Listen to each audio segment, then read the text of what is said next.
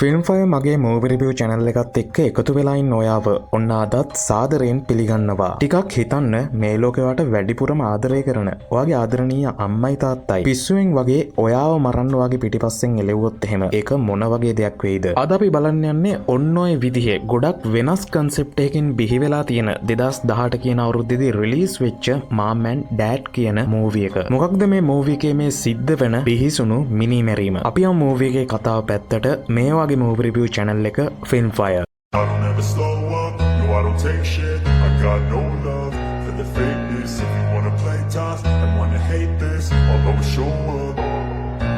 I don't ever slow up, no I don't take shit. I got no love for the fakeness. If you wanna play tough and wanna hate this, I'll always show up and make a statement. I don't ever slow up, no I don't take shit. I got no love for the fakeness. If you wanna play tough and wanna hate this, I'll always show up and make a statement.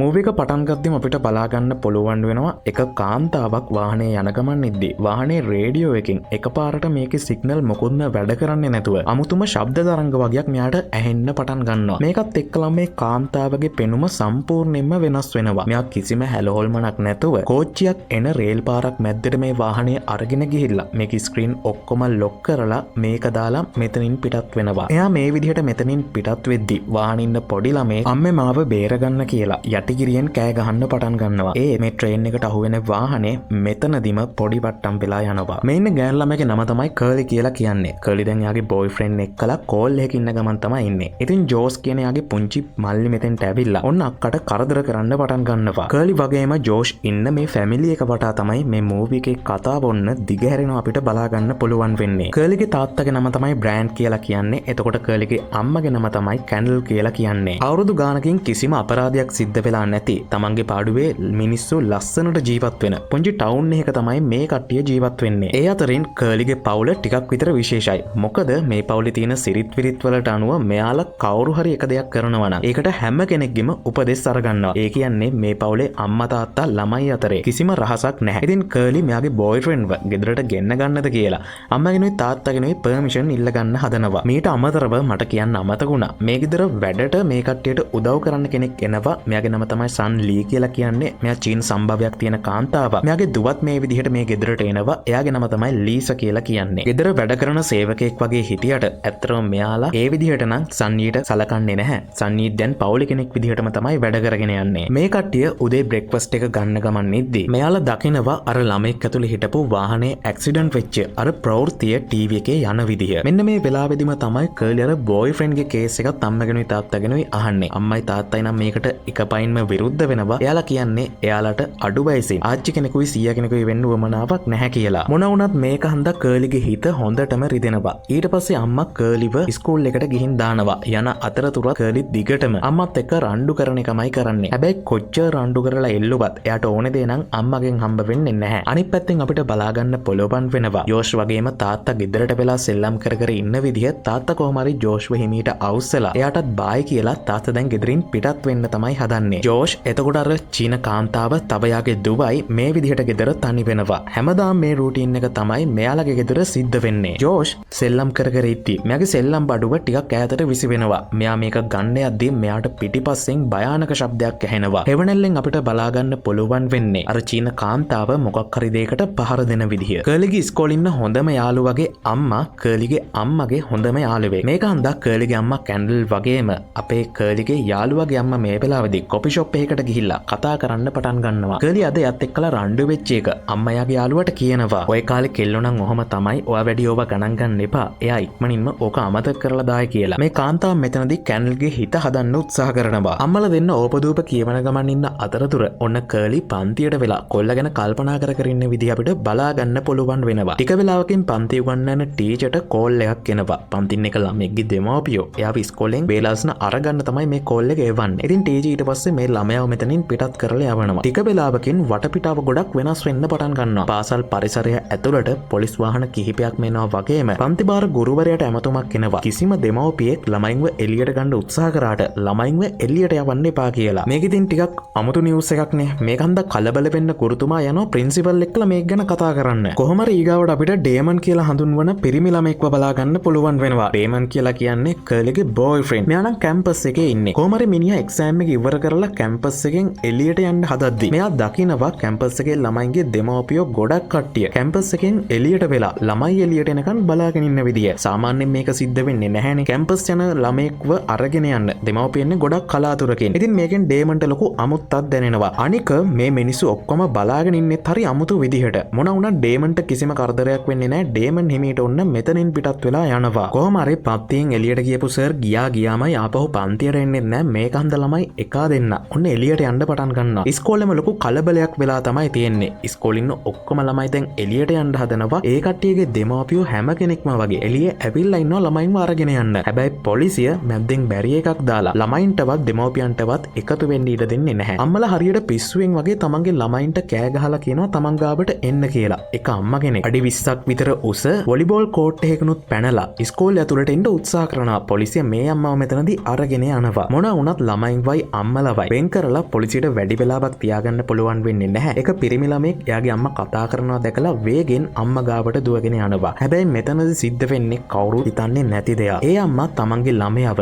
මේ වැටටුටින් ඇදලා අරගෙන එයාගේ අතේ තිබ්බ වාහන යතුරෙන් මේ ළමයාට ඇනලා හැමෝම ඉස්සරහම යාව මරලා දානවා. ඒත් එක්කලම පොලිස් බැරියර්ස් කඩාගෙන දෙමව්පියෝ වේගෙන් ළමයින් ඉන්න පැත්තට එන්න පටන් ගන්නවා. වෙනද ආදරෙන් ඇවිල්ලා වැළඳ ගත්තට අද නම් තමන්ගේ දෙමව්පියෝ තමන්වම හොය මරණ විදියක් තමයි හැමෝටම බලා ගන්න පුළුවන් වෙන්නේ. ළමයි අම්මලා තාත්තලාගෙන් බේරෙන්න පණ කඩාගෙන දුවනවා. එක එක දෙමව්පියෝ තමන්ට පුළුවන් විදිහට තමන්ගේ ළමයින්ව අල්ලගෙන එක එක ක්‍රමවලට ළමයින්ව තැන තැන මරලා දාන්න පටන් ගන්නවා. කර්ලි වගේම රයිලි කොහොම හරි හිමීට මෙතනින් පැන ගන්නවා. මේ කට්ටියගේ දෙමව්පියෝ මෙතෙන්ට ඇවිල්ලා නැති හින්දා මෙයාලව කවුරුත් මරන්න උත්සාහ කරන්නේ නැහැ. මෙතන තියෙන විශේෂ දේ තමයි හැම දෙමව්පියෙක්ම එයාලගේ ළමයින්ව විතරයි මරන්නේ. අනිත් කට්ටිය ගැන යාලට කිසිම ගාණක් නැහැ. අපේ ඩේමන් ගෙදර ගියානේ. එයා දැන් ගෙදරට යන විදිහ අපිට බලා ගන්න පුළුවන් වෙනවා. ඩේමන්ගේ තාත්තා විතරයි ගෙදර ජීවත් වෙන්නේ. ඩේමන් ගේ ඇතුළට යද්දි ගෙදර පිස්සු නටලා තියෙන්නේ කියන එක ඩේමන්ට බලා ගන්න පුළුවන් වෙනවා. ටීවී එක දැන් දාලා තමයි තියෙන්නේ. හැබැයි ටීවී එකේ කිසිම දෙයක් වැඩ කරන්නේ නැහැ. ඒකත් බ්ලැක් අවුට් වෙලා තමයි තියෙන්නේ. හරියට මේ මූවි එක පටන් ගද්දි අර වාහනේ තිබ්බ රේඩියෝ එකේ සිග්නල් නැති වුණා වගේ. ඩේමන් මේ විදියට ඉද්දි ටික වෙලාවකින් එයාගේ තාත්තා එයාගේ ඉස්සරහට එනවා. තාත්තගේ පෙනුම නම් ගොඩක් වෙනස් වෙලා වගේ තියෙන විදිහක් තමයි ඩේමන්ට බලා ගන්න පුළුවන් වෙන්නේ. තාත්තා එකපාරටම ඩේමන් ගාවට ඇවිල්ලා ඩේමන්ගේ ඔළුව කැරකිලා යන්න ප්‍රහාරයක් යාට එල්ල කරනවා. ඩේමන් බිමට වැටෙනවා. තාත්තා ඊට පස්සේ ළඟ තියෙන වීදුරුවක් කඩලා අරගෙන මේකෙන් ඩේමන්ට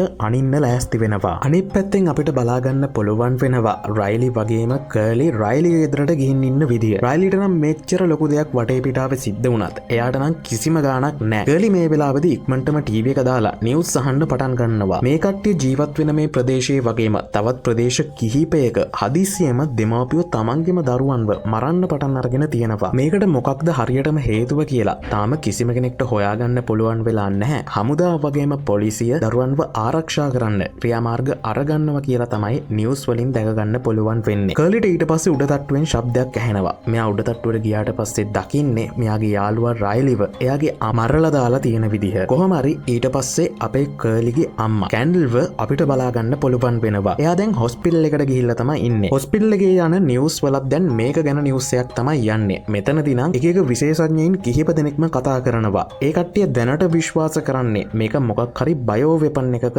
ප්‍රතිඵලයක් කියලා. මේ විශේෂඥයින් මෙතනදී පැහැදිලි කරන්නේ මොකක් හරි විදිහකින් තමන්ගේම DNA විනාශ කරන්න පොළඹවන විදිහේ බයෝ වෙපන් එකක් කවුරු හරි නිර්මාණය කරලා ඒක මේ මිනිස්සුන්ට ලබා දීලා තියෙනවයි කියලා. මොන වුණත් මේකත් එක උපකල්පනයක් විතරයි. කැන්ඩල් අද හොස්පිටල් එකට ඇවිල්ලා තියෙන්නේ. මෙයාගේ නංගිව බලන්න. මෙයාගේ නංගිට අද බබෙක් හම්බ වෙනවා. ඉතින් ඒකට අක්කා විදිහට නංගි ගාවට වෙලා ඉන්න තමයි කැන්ඩල් හොස්පිටල් එකට ඇවිල්ලා තියෙන්නේ. නංගිගේ දරු ප්‍රසූතිය බොහොම හොඳින් සිද්ධ වෙනවා. හැබැයි මෙතන තියෙන මොනිටර් එකකත් අර බීප් ශබ්දය වගේම එකපාරටම සිග්නල් බ්ලැක් අවුට් වෙන්න පටන් ගන්නවා. මේකත් එක්කලම නංගිගේ පෙනුම සම්පූර්ණයෙන්ම වෙනස් වෙනවා. ගොඩක් සතුටින් හිටපු එයා කිසිම හැඟීමක් නැති විදිහට එයාගේ ළමයාව තොරළු කරගෙන ළමයාව ඇඟට ගොඩක් තද කරන්න පටන් ගන්නවා. ළමයාට හුස්ම ගන්න ගොඩක් අමාරු වෙනවා. ඩොක්ටර්ලා හෙනම ගේමක් දීලා ළමයාව මේ ගෑනු කෙනාගෙන් උදුර ගන්න හදනවා. අන්තිමට කැන්ඩල්ට තමයි මේක කරගන්න පුළුවන් වෙන්නේ. ගොඩක් දරුණු සැත්කමක් කරලා හිටියා. කැන්ඩල්ගේ නංගිට එක ගැන ගානක්වත් නෑ. මෙයා කෙලින් මැදෙන් නැගිටලා ඇවිල්ලා ළමයාව උදුරගෙන ළමයාව මරන්නම උත්සාහ කරනවා. අනිත් පැත්තෙන් හොඳටම බය වෙලා හිටපු කර්ලි එයාගේ යාළුවගේ මරණය දැකලා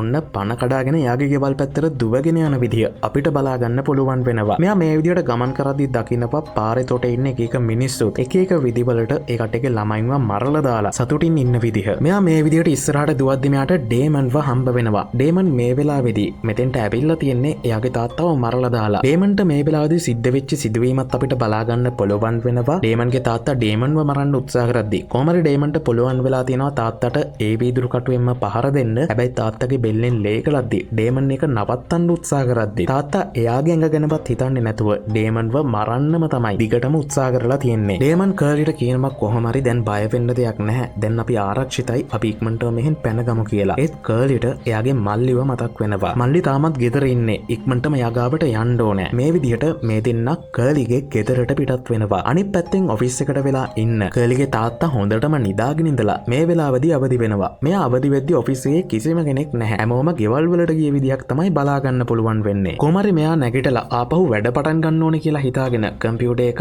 ඔන් කරනවත් එක්කලම අර බීප් ශබ්දය වගේම බ්ලැක් අවුට් එකට මෙයාත් මුහුණ දෙනවා. මෙයා ලොකු ෂොක් එකකින් වගේ ඊට පස්සේ කෑ ගහන්න පටන් ගන්නවා. අනිත් පැත්තෙන් හොස්පිටල් එකේ ඉන්න කැනල්ව අපිට බලා ගන්න පුළුවන් වෙනවා. නර්ස් කෙනෙක් මෙතෙන්ට ඇවිල්ලා කැනල්ගේ අතේ ඉන්න බබාව ඉල්ල ගන්නවා. ඔයාට දැන් බය වෙන්න දෙයක් නැහැ. අපි වගේ නංගිට ඩ්‍රග්යක් දීලා තියෙන්නේ. එයා දැන් සෑහෙන වෙලාවකට නැගිටින එකක් නැහැ. බබාලව ආරක්ෂිතව තියන්න අපි දැන් පියවර අරගෙන තියෙන්නේ. එයාලගේ දෙමව්පියන්ට අපි ළමයින්ට තාමත් ලං වෙන්න දෙන්නේ නැහැ කියලා. මේ කාන්තාව මෙතනදී කැනල්ට කියනවා. කැනල් කොහොම හරි ඔන්න එයාගේ නංගිගේ බබාව මේ මිසි අතට දෙනවා. මොකද දැන් එයා ගිහිල්ලා එයාගේ ළමයින්ගේ තත්ත්වය බලන්න ඕනේ. ලේබර් රූම් එක තියෙන තැනදී අපිට ගොඩක් භයානක දර්ශනයක් බලා ගන්න පුළුවන් වෙනවා. පුංචි බබාලව මෙතන ආරක්ෂිතව තියලා තියෙනවා. හැබැයි ඒකට එහා පැත්තෙන් තියෙන වීදුරුවේ මේ බබාලගේ දෙමව්පියෝ අම්මලා තාත්තලා මෙයාලව මරන් කන්න වගේ මෙතනින් එළියේ ඉඳන් ළමයි දිහා බලාගෙන ඉන්නවා. ලැබෙන පළවෙනි අවස්ථාවේම මෙයාලා තමන්ගේ ළමයාව මරලා දාන්න දෙපාරක් හිතන්නේ නැහැ. කැනල් මේ වෙලාවේදී ඉක්මනින්ම කෝල් කරන්න ගෙදරට කෝල් කරලා අරින්න චීන ගෑනු කෙනාගෙන් අහනවා ගෙදර තත්ත්වය කොහොමද? අනේ ඔයාලා ආරක්ෂිතව ඉන්නවා නේද කියලා. මේ ගෑනු කෙනා ඊට පස්සේ කියනවා ඔව් ඔක්කොම හරි නෝනා මං දැන් මේ ගෙදර මොප් කරන ගමන් ඉන්නේ කියලා. මෙයා කැනල්ට කියනවා. කැනල්ට දැන් තමයි ඇඟට ලේ ටිකක් උනන්නේ. කැනල්ට තාමත් මේ සිද්ධ වෙන සිද්ධි වලින් බලපෑමක් නම් ඇති වෙලා නැහැ. ඒ කියන්නේ කැනල්ට තාමත් එයාගේ ළමයින්ව මරන්න නම් හිතෙන්නේ නැහැ. අපි බලාගෙන යමු ඉස්සරහට මොනව වෙයිද කියලා. කොහොම හරි කර්ලි වගේම ඩේමන් ඊට පස්සේ ගිහිල්ලා බයෙන් මේ ගෙදරට ඇතුල් වෙනවා. ගෙදරින් අර චීන ගෑනු කෙනා එයා කුස්සිය මොප් කරන ගමන් තමයි ඉන්නේ. කර්ලි බයෙන් ගිහිල්ලා මේ චීන ගෑනු කෙනාගෙන් අහනවා මල්ලි කොහෙද ඉන්නේ කියලා. කර්ලි ඔයා මේ වෙලාවේ මොකද ආවේ? තාම ඉස්කෝලේ ඉවරත් නෑ නේද? අනික පිරිමි ළමයින්ව ගෙදරට අරගෙන එන්න එපා කියලා අම්මා එදා කිව්වනේ. මං ඔයාට ලන්ච් එක ඉක්මනින්ම හදලා දෙන්නම්. මේ කුස්සිය පොඩ්ඩක් අස් කරලා මේ පිරිමි ළමයාට යන්න කියන්න. මටත් කනගාටුයි. ඒත් කරන්න දෙයක් නෑ. අම්මා දැනගත්තොත් එයාට හොඳටම තරහයයි. බොහොම සාමාන්‍ය විදිහට තමයි මේ කාන්තාව නම් කතා කරන්නේ. හැබැයි මෙයා මොප් කරලා සිංක් එකට ඒ වතුර ටික හොදද්දි මේ දෙන්න හොඳටම බය වෙනවා. ඒ මොප් එකේ තියෙන්නේ තනිකරම ලේ. ඒ කියන්නේ මේ ගෑනු කෙනා එතන හිටපු යාගේ ළමයාව මරලා දාලා ඒ ලේ ටික තමයි පිරිසිදු කරන ගමන් මේ ඉඳලා තියෙන්නේ. කර්ලිට මේකෙන් හොඳටම මල පනිනවා. කර්ලි යටිගිරියෙන් කෑ ගහලා මේ ගෑනු කෙනාට දැන්ම ගෙදරින් එළියට යන්න කියලා කියනවා. ගෑනු කෙනා කර්ලිට අවනත වෙලා මෙතනින් පිටත් වෙනවා. තමන්ගේ ළමයින්ව මරනවා කියන එක හැරුණාට පස්සේ අනිත් හැමදේම බොහොම සාමාන්‍ය විදිහට තමයි සිද්ධ වෙන්නේ. කර්ලි ඉක්මනින්ම උඩ තට්ටුවට යනවා. මෙයා යන්නේ මල්ලිගේ කාමරයට. මල්ලි බය වෙච්ච පාර එයා ඇඳයට හැංගිලා තමයි ඉන්නේ. කොල්ලා තාමත් වෙවුලනවා. කර්ලි ඉක්මනින්ම මල්ලිව එයා ගාවට අරගන්නවා. මල්ලි අර චීන ගෑනු කෙනා එයාගේම දුවව මරලා දාන එක ඇස් දෙකටම දැකලා තියෙනවා. ඉතින් ඒකින්ද තමයි කොල්ලා හොඳටම බය වෙලා තියෙන්නේ. හරි ජෝෂ් දැන් බය වෙන්න කිසිම දෙයක් නැහැ. අක්කා ඔයාට ඉන්නවා කියලා. කර්ලි ජෝෂ්වත් අරගෙන ඩේමන් එක්කලා එළියට බහලා යන්න හදද්දිම ඔන්න මෙයාලගේ තාත්තා එනවා. තාත්තගේ පෙනුම දකිද්දිම කර්ලිට තේරුම් යනවා තාත්තා දැන් වෙනස් වෙලා ඉන්නේ කියලා. තාත්තා මේ දෙන්න පිටිපස්සෙන් එලවන්න පටන් ගන්නවා. එයා එලවන්නේ තමන්ගේම ළමයි දෙන්නව මරලා දාන්න. කර්ලි වගේම ජෝස් ගෙදර හැම තැනම දුවනවා. කොහමරි ඩේමන් ඇවිල්ලා තාත්තව නවත්තන්න උත්සාහ කරනවා. ඒත් මෙයා නම් නිකන් සොම්බි කෙනෙක් වගේ. ඩේමන්වත් පැත්තකට තල්ලු කරලා මගේ වැඩවලට බාධා කරන්නේ නැතුව පැත්තකට වෙලා හිටපන් කියලා කෑ ගහනවා. කොහමරි කුස්සිය ගාව තිබ්බ ජෝස්ගේ සෙල්ලම් බඩුවක තාත්තගේ කකුල පැටලිලා එයා ඈතට විසි වෙලා ගිහිල්ලා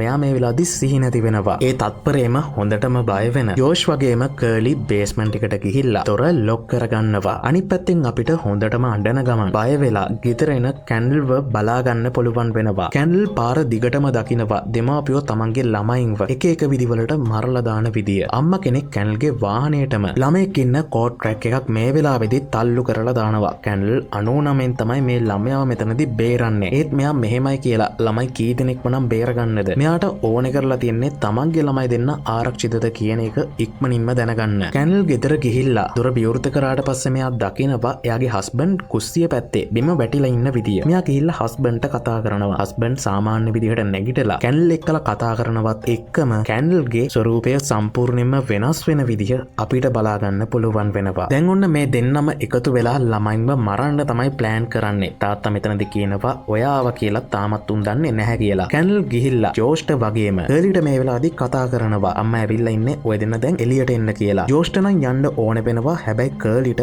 අම්මා ගැනත් දැන් සැකයි. කර්ලි මේ වෙලාවේදී අම්මට කියනවා අම්මේ මං ඉස්කෝලේ යන ගොඩක් දවස්වල ඔයාගේ පර්ස් එකෙන් හොරෙන් සල්ලි අරගෙන ගියා. මට ඒකට සමාව දුන්නොත් මං එළියට එනවා කියලා. මෙයා මෙතනදී අම්මට කියනවා. කැනල් මේකට බොහොම ඉක්මනින්ම සමාව දෙනවා. ඉතින් මේකෙන්ම කර්ලිට තේරුම් යනවා දැන් මේ නම් ඉන්නේ මෙයාලගේ ඇත්තම අම්මා නෙමෙයි. අම්මට දැන් ඕනේ කරලා තියෙන්නේ කොහොම හරි මෙයාලව එළියට ගන්න විතරයි කියලා. අම්මා තරම් තාත්තට නම් ඉවසීමක් නැහැ වගේ තමයි පේන්නේ. තාත්තා කුණු හරපෙන් කෑ ගහන ගමන් ඔන්න මේ දොර කඩනවා කියලා තර්ජනය කරන්න පටන් ගන්නවා. මේ අතරතුර යන අම්මා දොර ගලවන්න පුළුවන් විදිහේ ඩ්‍රිල් එකක් වගේම තවත් උපකරණ සෙට් එකක් අරගෙන එන්න ගබඩා කාමරයට පිටත් වෙනවා. ඉස්සල්ලා ගෙදර වැටලා හිටපු ඩේමන් නම් දැන් ගෙදර නැහැ. උනන්දුවෙන් බලාගෙන ආපනම් ඔයාටත් ඒක ටිකක් මීටර් වෙයි. ඒකත් පොඩ්ඩක් ඔළුවේ තියාගෙන අපි ඉස්සරහට මූවි එක බලාගෙන යමු. අම්මා ඩ්‍රිල් එකක් අරගෙන ඇවිල්ලා දොර ගලවන්න උත්සාහ කරනවා. ඒත් මේකෙන් දොර හිල් කරන්න මෙයාලට පුළුවන් වෙන්නේ නැහැ. තාත්තා ඊට පස්සේ යන්නේ මෙයා ගාව තියෙන ගන් එක අරගෙන ඉන්න. ඒත් මෙයා දකිනවා ගන් එක තවදුරටත් එතන නැහැ කියලා. ඒ වෙලාවෙම පල්ලෙහෙන් වෙඩි ශබ්දයක් ඇහෙනවා. තාත්තා පල්ලෙහාට යද්දී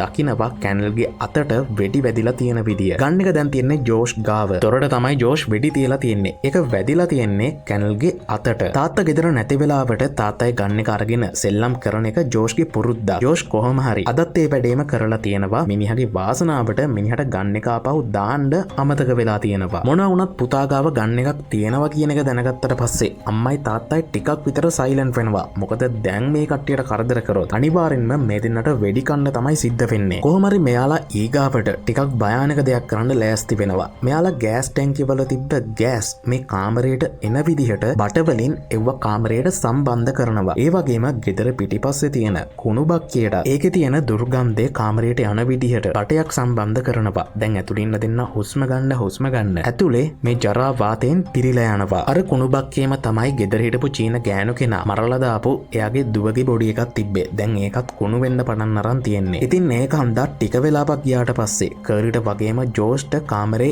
ඉන්න බැරි තරමටම මේක ගඳ ගහන්න වගේම මේකේ ගෑස් පිරෙන්න පටන් ගන්නවා. වෙඩි තියලා හැදිච්ච දොරේ සිදුරටත් මෙයා මෙතනදී ඩක් ටේප් ගහන්න පටන් ගන්නවා. කර්ලිට තේරෙනවා දැන් මෙයාලා එළියේ ඉඳන් මොන හරි කරනවා කියලා. කර්ලි හිමීට මේකට ඇඟිල්ල දානවා. මේක දකින කර්ලිගේ අම්මා පිහියකින් මේ හිලට අනින්න පටන් ගන්නවා. හොඳ වෙලාවට කර්ලි 99න් මෙයාගේ ඇඟිල්ල බේර ගන්නවා. අම්මටයි තාත්තටයි නම් දැන් පුදුම සතුටක් තමයි දැනෙන්නේ. එයාලා ඉක්මනින්ම මැරේ කියලා දෙන්නම hina වෙවි බලාගෙන ඉන්නවා. ටික රෑ වෙනවා. හොඳටම රෑ වුණාට පස්සේ දෙන්නටම හුස්ම ගන්න ගොඩක් අමාරු වෙනවා. මල්ලිපත් කොහොම හරි බේර ගන්න ඕන කියලා කල්පනා කරන කර්ලි මේ වෙලාවේදී වටපිට පරීක්ෂා කරද්දි මෙයාට මීටර වෙනවා. මේකෙන් එළියට යන්න වා කවුලුවක් තියෙනවයි කියලා. ඊට පස්සේ මෙයා මෙතනින් එළියට යන්න සූදානම් වෙනවා. ඒ වගේම මෙයාලා එළියට යද්දි අම්මයි තාත්තයි කාමරයට ආවොත් කියලා කාමරේ ලොකු උගලකුත් මෙයා අටවනවා. ගිනි පෙට්ටියක් අරගෙන ඒකේ වෙඩි බෙහෙත් තියෙන කඩදාසියක් යටට තියලා ගිනි කෝරු 3ක් දොරට සම්බන්ධ කරලා දොර විවෘත කරද්දි පොඩි ගිනි පුපුරක් ඇති වෙන විදිහට තමයි මෙයා මේක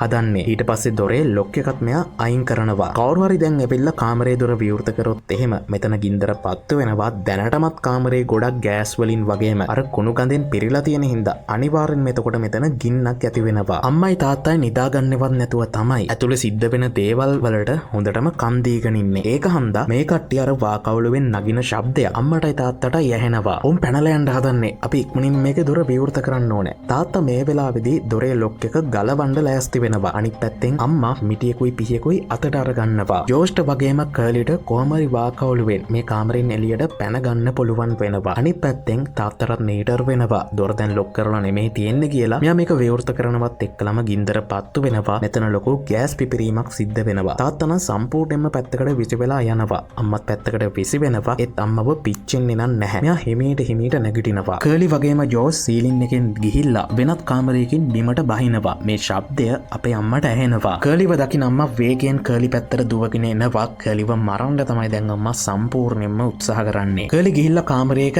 හැංගෙනවා. එනවා. හැබැයි අම්මා තත්පරයක් වත් නාස්ති කරන්නේ නැතුව මෙතන හොයාගන්නවා. අම්මා ඇවිල්ලා කර්ලිට පහර දෙන්න හදද්දී කර්ලි අනිත් පැත්තට අම්මව හයියෙන් හපලා දානවා. ඉස්සෙල්ලා සීනති වෙලා වැටිච්ච ඩේමන් හිටියේ. ඩේමනුත් කාමරයක් ඇතුලේ හැංගිලා තමයි ඉඳලා තියෙන්නේ. ඔන්න ඩේමනුත් මෙතනදී ඇවිල්ලා කර්ලිට උදව් කරන්න පටන් ගන්නවා. අන්තිමට ඩේමන්ට වගේම කර්ලිට පොළොවන් වෙනවා අම්මව කබඩ් එකක් ඇතුලේ හිර කරන්න. යෝෂුත් ඊට පස්සේ මෙතෙන්ට එනවා. හැබැයි අම්මා එකපාරටම දොර විවෘත කරගෙන මේකේ ඇඳුම් එල්ලන්න පාවිච්චි කරපු යකඩ කම්බියකින් අපේ ඩේමන්ගේ මූණට පහ දෙනවා. මේ කම්බි කොක්ක ඩේමන්ගේ කට හරහා තමයි යන්නේ. දැන් මිනිහගේ කටේත් මාළුවෙක් වගේ කොක්කක් පැටලලා තමයි තියෙන්නේ. ඩේමන් මේක හන්දා පැත්තකට විසිපෙනවා එක්කලම අම්මා මෙතනින් නිදහස් වෙලා කර්ලි වගේම ජෝෂ් පිටිපස්සෙන් එළවනවා. ඇත්තටම අම්මා මෙතනදී ඩේමන්ව මරන්න උත්සාහ කරන්නේ නැහැ. ඩේමන් කරදර කරද්දී එයාව පැත්තකට කරන එක තමයි කරන්නේ. මෙයාලා මරන්න හදන්නේ මෙයාලගේම ළමයි වෙච්ච කර්ලි වගේම ජෝෂ්ව විතරයි. තාත්තත් පිච්චිලා හිටියත් එයත් මිය ගිහිල්ලා නැහැ. කොහොම හරි මිනිහත් ඔන්න අමාරුවෙන් නැගිටලා මෙතෙන්ට එනවා. කුස්සියේදී ළමයි දෙන්නව කොටු කරගන්න අම්මටයි තාත්තටයි පොළොවන් වෙනවා. මරන්න ලෑස්ති වෙනවත් එක්ලම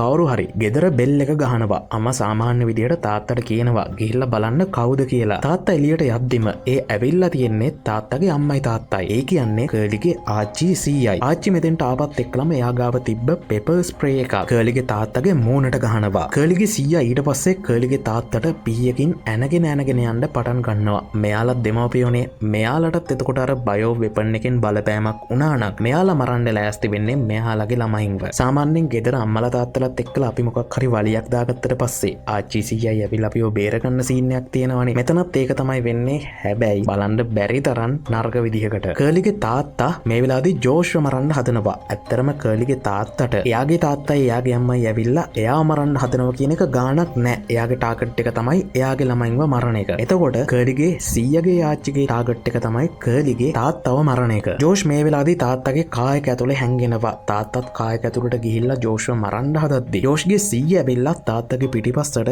පීයකින් ඇනගෙන යන්න පටන් ගන්නවා. දැන් නම් මිනිහට හොඳටම තුවාල වෙලා තියෙන්නේ. ඔය සීන් එක ඔතන ඔහොම යන අතරතුර අනිත් පැත්තෙන් කර්ලිගේ අම්මා ඔන්න කර්ලිව මරන්න කර්ලිව එළියට ඇදගෙන යනවා. මොකක් හරි හේතුවකට කර්ලිගේ ආච්චි මේක මෙයාට අදාළ නොවන කාරණාවක් වුණත් මෙතෙන්ට ඇවිල්ලා කර්ලිගේ අම්මට මෙතනදී අහම්බෙන් පහර දෙන්න පටන් ගන්නවා. මේකෙන් මේ දෙන්න මෙතන පොඩි රණ්ඩුවක් දාගනිද්දී ගරාජ්ජගේ වාහනය වේගෙන් ඇවිල්ලා මේ දෙන්නව හප්පලා දානවා. මේකෙන් කර්ලිගේ ආච්චිටයි සීයටයි දෙන්නටම මිය යන්න සිද්ධ වෙනවා. ඒ වගේම කර්ලිගේ තාත්තටත් ගොඩක් ඩැමේජ් වෙනවා. ජෝෂ් තමයි මෙතනදී මේ වැඩේ සිද්ධ කරන්නේ. කර්ලිගේ අම්මා හිමීට නැගිටලා කර්ලි පැත්තට එද්දී කොක්ක ගලවගෙන මෙතෙන්ට ආපු ඩේමන් ඔන්න එයාට පෑන් එකකින් ගහලා එයාව මෙතනදී නොකවුට් කරලා දානවා. ඊට පස්සේ අපිට බලාගන්න පුළුවන් වෙනවා බේස්මන්ට් එකේ තිබ්බ පයිප් එක මේ අම්මවයි තාත්තවයි ගැට ගහලා තියාගෙන ඉන්න විදිහ. මෙයාලා මෙතනදී බැගෑපත් වෙලා ඉල්ලනවා ඒ දෙන්නව නිදහස් කරන්න කියලා. ඒ කර්ලි වගේම ජෝෂ් මෙතනදී හොඳටම දන්නවා තවදුරටත් මේ ඉන්නේ මෙයාගේ හිටපු